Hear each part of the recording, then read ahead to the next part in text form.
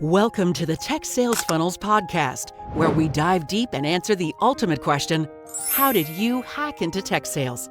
Each week, we bring you inspiring stories, proven strategies, and insider tips from top performers who've cracked the code to break into tech sales and thrive.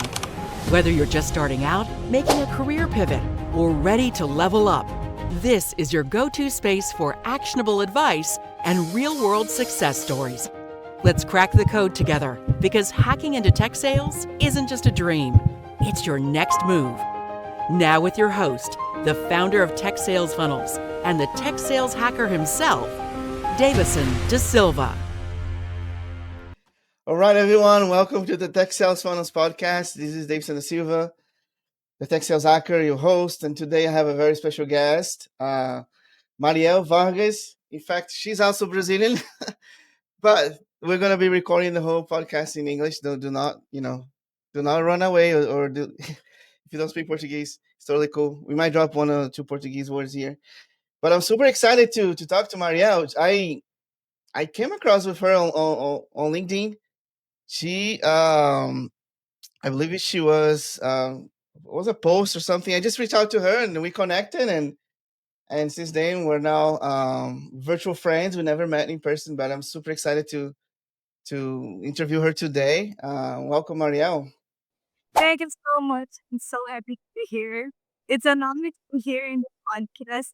And it's so cool the power of network, right? We have never met in person.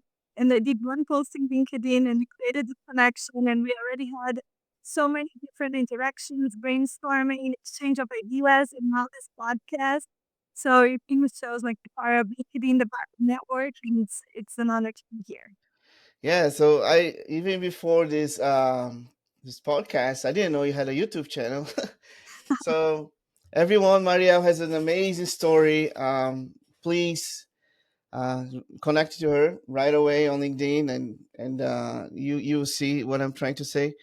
But let's start at a high level, Mariel. Can you tell a little bit about you, your story, at a very high level? Let's forget a little bit about AI and the whole tech sales industry. Who is Mariel? That's a good point. Yes. It's hard in definitely Bavaria, of course. So, I'm also Brazilian. I came to the US when I was 17, 12 years ago, and I came just to learn English. Uh, Mm. but when I got here, I was really impressed on all the educational system that the US had, and I decided to try applying for colleges, university. So then I applied. I went to college here. I started doing internships. In total, since I moved to the US, I've moved the city 7 times between different Wow. schools, masters, my graduate program, my internships with a full-time job. And then now, finally, I live in the city that I chose to live. This is the first time that I chose the city. I was like, that's where I want to live. And I live in San Diego, California. Feel very lucky to be able to build this life. I feel like we create our own lives and everything is happening times moving and traveling in the US and now in my city. I live my dream city, so it's pretty exciting. Wow. So yeah, San Diego, nothing. An amazing location. I have been there before. Why did you choose San Diego though? Why was it your dream location? I tell my friends that I'm powered by this.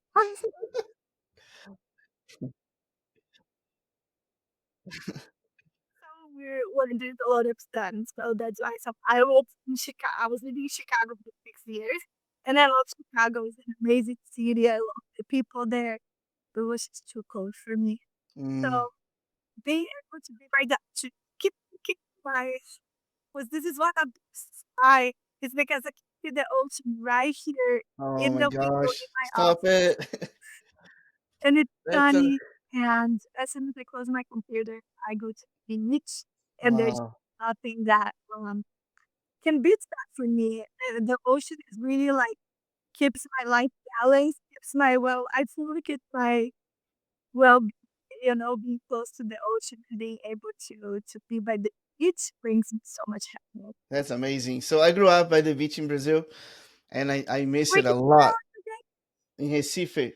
Yes, Recife. it's a love it. Yeah, so every time I go to the beach in US, like I'm like, oh, I tell my wife all the time, let's move to Florida or whatever. Like, she's from California, but the other side, the not the nice side, the Bay Area.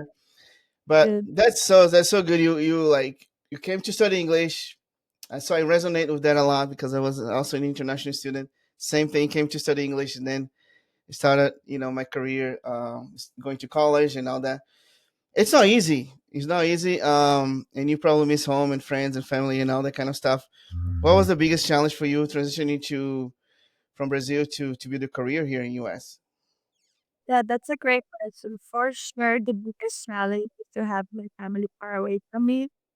The first time that I came to the US, I never thought that I was gonna move my entire life here, but really the opportunities and the doors for education, for work opportunities kept on opening up and I stayed and really I'm hoping for this country for all of the opportunities that it has given me. But having the family far away is for sure the number one hard things that I have to deal with and to live with. Mm, as I can get the Latino thing where like super family and Mm-hmm. and I'm very lucky to have a family that's very close to me and very super close. And yeah, I have to keep them far away and missing I think the hard things is missing a couple key moments, like that's birthday, uh family holiday. This is for sure the hardest. Yeah, it's like a give and take, right? It's a huge opportunity to be working here, and at the same time, there's a trade off. I 100% hear that. How can you tell us a little bit more about like your? Let's dive a little bit deeper into your career. A lot of people are here listening to this podcast today. They want to hear who is Marielle, what she's doing. AI. She's an AI consultant. Tell us a little bit about your journey and how did you get here to this amazing opportunity at Microsoft, and then let's talk about what's next and like, all the kind of stuff. Yeah. The journey has been crazy intense and I have learned a lot along the way. That feel like everything I've done in my personal career and my professional career has played a role to get me where I am today.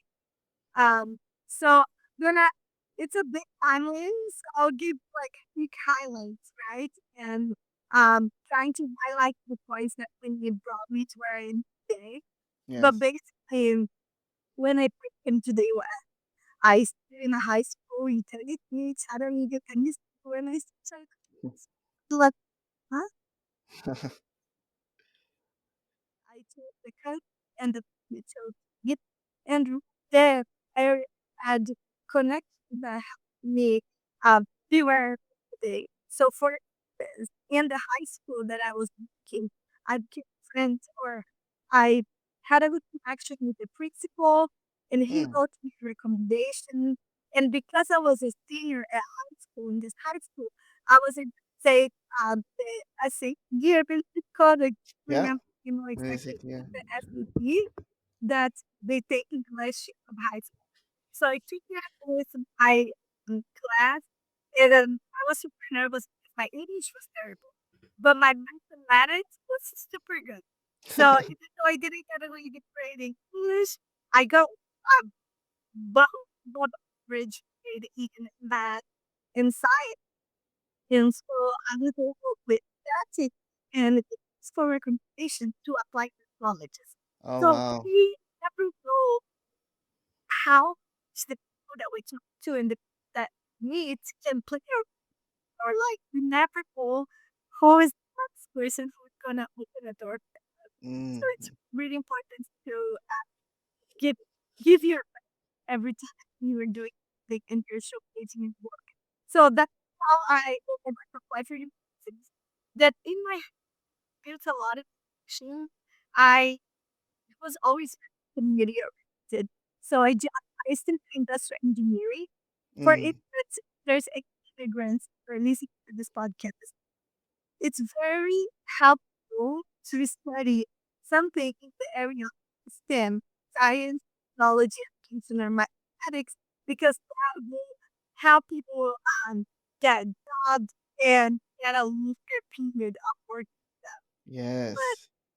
I look also mathematics servant industry. I joined the Institute of Industrial Engineers and the VW. So I was touring all the event, and I was invited to the president of the Honor side of the stage. That opened a lot of doors for me because Mm. I'm the one planned our free night. So I was like the companies and tutors to help the students. So I Wow. became a contact that was to my university. Then um, it was easy to find a internship.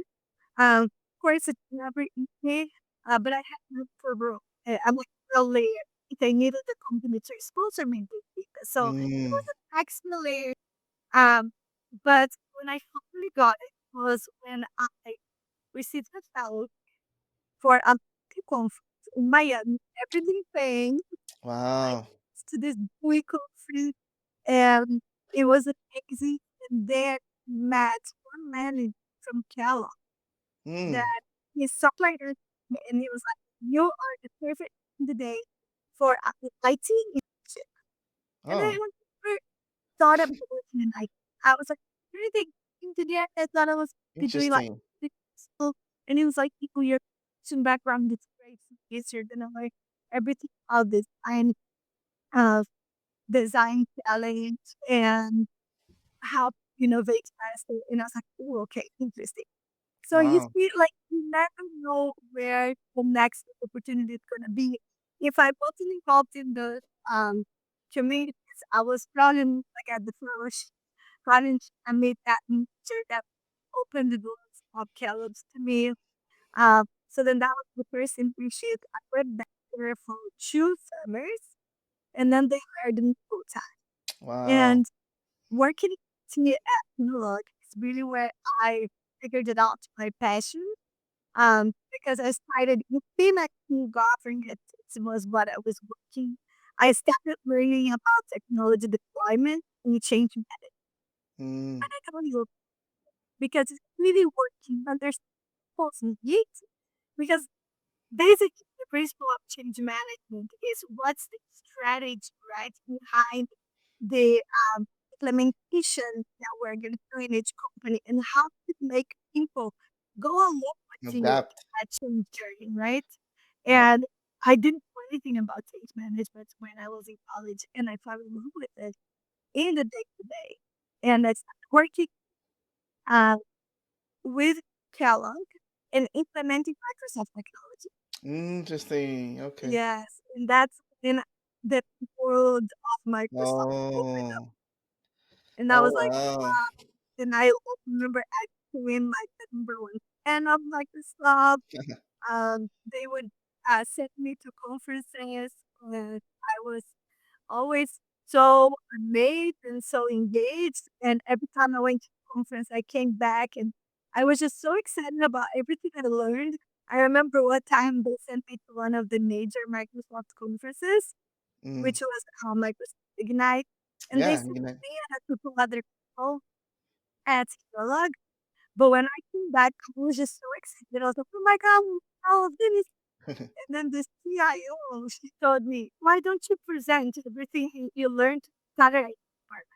So Wow. sometimes your passion it speaks a lot louder than Wow. anything else. She saw my attention, and I remember that was a mark for me at Kellogg, a milestone, because I presented in front of the entire NCA department about when I had midnight, and I I had I wasn't time already. I was not an intern anymore, but I was like really early in my career, so that was a big milestone. That's And then amazing. yeah, Wow. So and from two internships to a full time offer. International students listen to this. Oh, this is a masterclass of how to get a job. It's so hard, and then you have to get the OPT. That's the and graduating in STEM. You get like a 3 years, I believe. yeah, Um, so a lot of nuggets here, and a lot of people don't think about those things because they don't have to go through the entire immigration process, right? But that's a Yeah. very unique career right there, all the way to Microsoft. So I'm assuming already that because you're so passionate about Microsoft at Kellogg's, and then you start networking at Microsoft, and what happened next? Like, how did you end up on your dream job at Microsoft? Can you tell us a little bit more? How did you hack into Microsoft? How did you get that job? Yes, yes. And it's actually a very interesting story. And it goes back the that phase that I said in the beginning that we never know who is going to be the person to open the next door for you in your Mm, life. So I started growing this technology community inside of plugs because I saw the gap, right? We needed a community to really be able to have a very robust implementation project for every technology. And I started growing this community inside of Plug, and they started working with a lot of Microsoft people. And I worked with one CSM at Microsoft, and I loved working with her. I loved style, but she left accounts very quick. So she only worked with me for 2 months. And mm, she left. It felt like Microsoft has a lot of rotation, but she left. And we did I had her in LinkedIn, but I did not talk to her for 2 years. We only had 2 months. That's it. wow. So that's I was saying, like, make sure you never know who's gonna be the person. And then she messaged me on LinkedIn 2 years later. And she Wow. said, Marielle, I mean, if you remember me, but I became a director at Microsoft and I should apply to my team. And I was like, wow, I I do know. I remember it short. I just love to work with you. And I was not looking for a new job. It was actually during COVID, and I was Mm, actually very frustrated because Kellogg was going to send me to England mm, for a new project, but because of COVID, that got shut off. So I mm, was like, this that I would my expectation had built up. It was going to be the next step in my career. That was that changed. So when people started to me from up, I was like, wow, this is the best possible next step in my career. And it wow. was such an empty transition. When I told Callum that I was moving to Microsoft, Mm, they were like, what did you do them? Oh, I am going to another company. They're like, in the Microsoft. Because I was so passionate about my work and my yeah. implementation projects. That was just a very natural transition. Um, I applied to the role, and one thing that I always tell people when they ask me, how did you came in, how did you got into Microsoft? And I always tell them, let your passion shine through and let your most authentic self is there. Because really in the interview process, from my experience, what I felt is that they were trying to see if I was a good fit for the Hmm. company. And it's really important to just make sure your it's shining through. And we're not trying to be somebody that you're not. You're just showing who you are and you're eager to be there and how you can quickly learn that and your willingness to grow with the company. And I think that was a big differential point for me. Um, and I got the job. It was one application, one Wow. position, and I got the job. Did you ever? Wow. So that's amazing. By the way, everyone, by invitation, getting an interview. Um, so it was a recommendation. She was highly qualified already, and she just had to, to make a connection, right? Be a good fit, and did an amazing job. Got the offer. Did you dream? Did you ever dream like so? Growing up in Brazil, as an international student, like when you came to US, did you ever dream about working for Microsoft, or was just like it just happened? Yeah, no, that was not, I never thought I was gonna, uh, like, everything. It wasn't like, oh, I need to go to this company. I was just so focused on my passion and my work and doing my best. And when it came to be, it really felt like a dream come true. Um, but it was more from my own investments and the focus on doing my best work. It was never Mm, like I I need to get to this company specifically. It was just focus on my passions, working them, and the transition came naturally. That's kind of how it happened.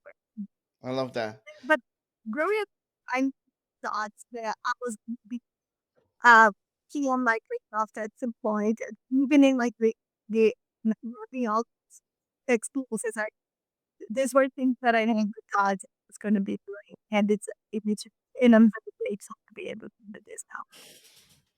That's awesome. I feel the same when I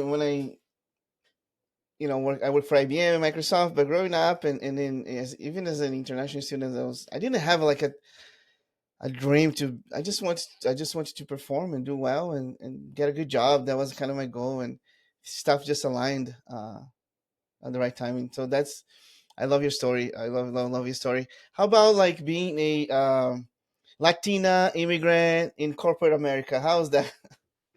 Yeah, um, so that I I've been really grateful to have had a lot of support in the companies that I've worked with.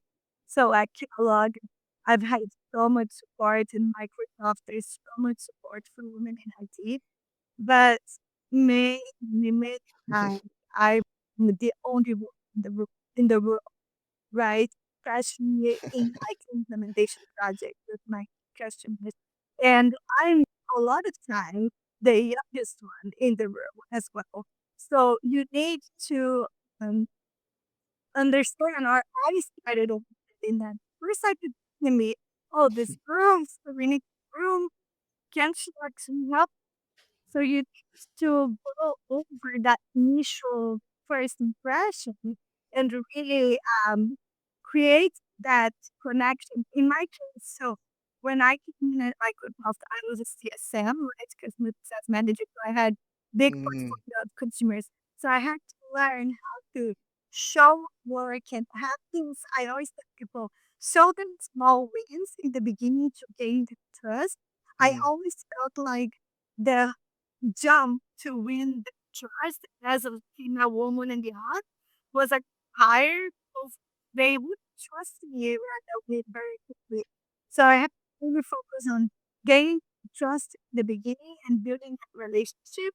But the one thing when you build a relationship with a person, when that relationship is there, everything just becomes mm, so much easier. It's like magical. As soon as they start treating you, you show them. Yeah, the beginning, they a lot of times not on rude, but they don't answer all of your email or they reschedule calls, especially when they don't value in your call, mm, right? So if you schedule a call with your customer just to talk about something that is not truly valuable for them. So one of the things coming in from Calad and going to Microsoft is that I came as a customer to a CFM. So I knew mm. the conversations that I had with CSMs and I had to be impactful to me. Interesting. So when I Yeah. was CSM, I wanted to make sure that every time I felt the customer in front of me, they were adding value because everyone has a big, like busy agenda. So all did like to gain their Wow. was a little higher, but when I was able to gain the trust, the magic is just amazing. Like it's really magical how the work just starts flowing. It's all about the relationship, and it's I feel that my career is always about the relationship that I was able to build with discussions. No, man, I forgot to make that connection that you were a customer, then you became the CSM of multiple customers, and that experience itself is just gold, right, for Yeah, Microsoft. Like yeah, yeah. amazing. Do you um? So let's shift a little bit here. Like I know you recently went through like a really hard challenge. I will let you talk about that and Yeah, how did you turn around, right? Like that's been amazing. So if you can share that experience with us, it will be like a masterclass for people who are going through the same. yeah, no, thank you. Yes. So this is the latest development in my life. Um, and it's crazy how life always teaches new things, right? And here I am doing my great today, having working in my dream company, and then um, life hiccups and downs. So one day, July 2nd, Microsoft had a mass layoff for 9,000 employees in my redundant. Yeah, that was a Hmm. big punch in my stomach. It was just something I was not expecting. It came out Wow. of nowhere. And as an immigrant, I had extra layers that I had to deal with, right? So the new brand with as an immigrant, I have 2 months to find another job. But Microsoft gave me 2 more months. So basically, I had 4 months to find another job. It's not what you typical. So you're Oh here like wow. for 12 years in your life, and then out of a sudden, you have funds before that. Because you, this is my house. And I just, and in April, how do you mind do? So it was a stressful moment. But Mm, one thing that I love and that I learned all until now I'm still in the process is do everything you can do and deal with the present moment. Because if you keep on thinking on, oh my God, it's 4 months an approach, the mm, anxiety is gonna build up and you're not gonna be able to take the steps to actually get things done. So I mapped out, okay, what do I have to do? First thing that you have to do is deal with the layoff. There's a lot of paperwork.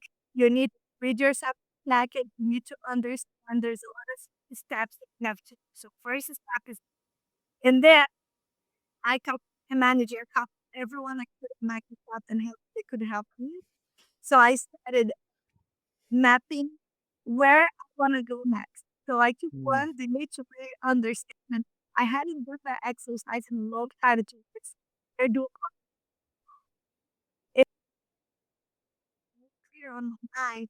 I did a post on LinkedIn about my layoff, and I in the same post I told that I'm looking for positions in these areas, and I mm. linked my resume and a couple of the things and projects that I had done. So I put in my LinkedIn channel, I put the articles that I had posted, I put everything in one kind of website link, summarized those on LinkedIn, said I laid off. And my Oh, post basically, I mean, the average my post went through. I had over 500,000 impressions on that post. wow. I held over 2,000 people clicking on my resume. I think that's And how I found you for the first time. I think that's how I tell us saw. why Yeah. it's not connected to you. Yeah. I got to so many incredible people. Nice. And I was an amazing experience. And it was really seeing the power of network coming like so strongly. And every single message that I received gave more and keep going. And no time, I was scheduling multiple interviews every week. Uh, I was talking to people from companies that I didn't know before, people that I worked with years ago that I Wow. didn't know about. Reaching out, I was connecting with multiple people from my entire career, college, masters, Kellogg, Microsoft. I was connecting and we like catching up. I got free mentorship. You get a free mentorship call. I got other folks to offer me free resume uh, help. One of my friends did a free photo shoot, a professional photo shoot, so I Nice. could have new professional pictures. My people were asking me, "Oh, what are you doing with your go?" I'm doing like mentorship. I'm fixing my resume. I'm building collabs. I'm doing like talking to people nonstop. Oh, And that then in 15 days after 15 the layoff, days. I got my first verbal offer. So it Wow. was not a final offer, but it was my first verbal offer. I I did an average of 20 interviews.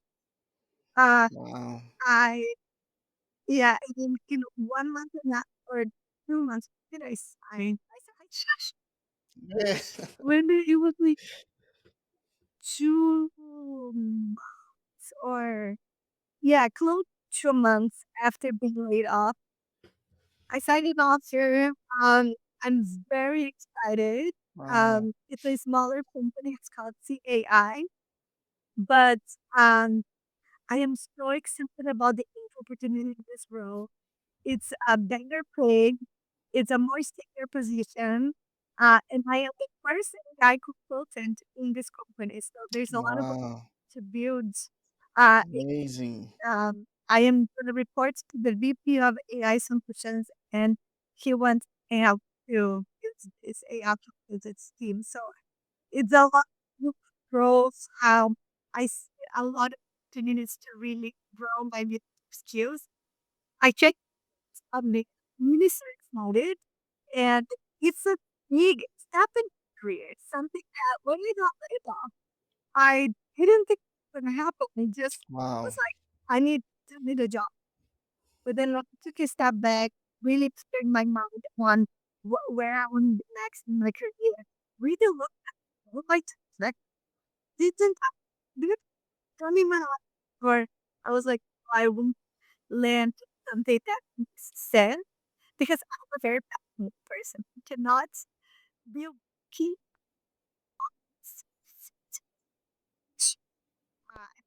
I'm excited and does not predict when I'm gonna rush. So I could not and somewhere I did and safety. And that was the key to me.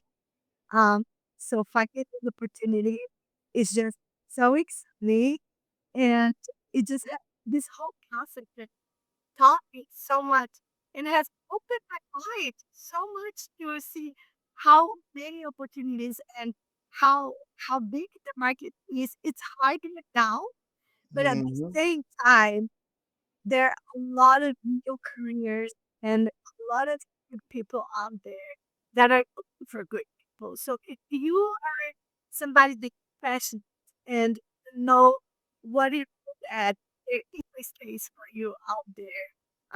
It may be hard for the beginning, but there is a space for you out there. Wow. Congratulations.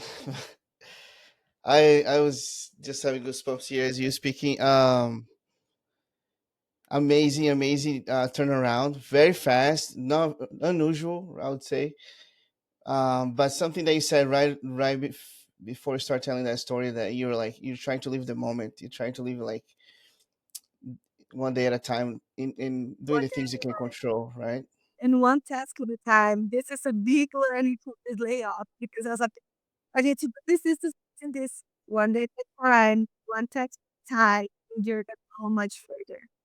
That's awesome. You are that was the biggest reason I wanted to interview you here. And I'm glad that we got to that point. Is that my biggest hope for this podcast is to give people's hope, and your story is it's an amazing story going from an immigrant, going from a Latina in corporate America, going from landing a dream job and learning how to turn around a what seems to be a bad situation to a much better opportunity. We never know, right? In life, as long as you're trusting that you're doing your best, you just have to move on. Yes. And one thing that was important through this process, I never I make sure to keep my mind in the right place. I kept going to the beach. I kept Go with doing the my sun. sports. I'm training for my first 70.3. I have first half improvement that month. So I still Right. have my workout and um you really need to make sure that your mind is in the right place. Especially if I had one of the I had like 7 issues in one Wow. so you need to keep your mind at peace, even though the hard. I think that was one thing that we learned a lot is learn where is your safe space for me is I take one workout when I swimming, run, bike. It's my it's what works for me, right? Every person for your person, but knowing what's for you, making sure that you with your routine. that you're always late, but you're taking care of yourself so you can show in your best self. If you're going through a similar situation or a hard situation. Thanks so much for sharing your story, Marielle. I hope I don't hope I know it's going to inspire a lot of people. Whoever's listening to this right now, I'm going to be sharing. If they're going through a layoff, I'm going to hey go check Marielle Vargas' interview and masterclass here to close. I know it's hard to close this conversation. It's been really good. I told you it was going to go by fast. Say again. Especially to Brazilians, we love talking. I know we're very chatty here. Um, can you give it like a final piece of advice? Any who's trying to develop their career in IT, especially in this world of AI, and that you're gonna be. I tell people all the time, there's a huge wave of opportunities come with AI, and you just mentioned you're gonna be opening a whole new department. Um, just final advice here for people who are trying to ramp up careers in tech sales or even in consulting, in sales, or trying to get into tech sales. Yes. What has really worked for me, right? I think are two things. Always keep your best. You never know who is the person who's gonna open up doors for you, right? So when Davis connected with me, I had no idea that we were going to be recording the podcast. Uh, make sure to be general in the era of AI and everything is ChatGPT, but the power of human connection is unmatched. So be your true self. Follow they know that within work, sometimes you need to be strategic with your careers, but make sure that you work as a company that you rely or a role that you rely on. If you're not there yet, learn where it is and guide your career so that so you have a goal to look at. And then finally, build your personal brand. I feel Mm, like for me, storytelling has been a very important, um, a very important piece in this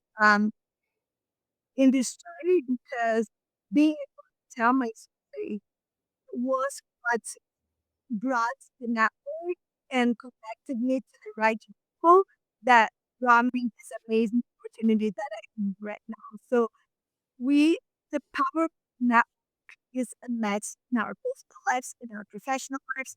So make sure you are telling your story and you're in your personal brand and you're making those connections. The connections that you make, especially in your professional life, especially if you're going to a layoff, then not only will this everything because the roles that you played without a, a person connection didn't never end mm, without connection. It's really hard to get in this specific case of the layoff. But really, the general advice here is make sure you know the power of networking in the professional world. Build up LinkedIn, make up a list, and put nice results. I need to be whatever. But yeah, first, I didn't tell you. I love it. Wow. Thank you so much, Marielle. Amazing story. Um, do not forget to build your personal brand if you want. This is a must, especially in this era of AI where everything now is mudded. You don't even know who's real, who's not. That's the time. There's no hiding behind, your personal brand, your life, your story. Congratulations, Marielle, on your new journey. Super excited for you.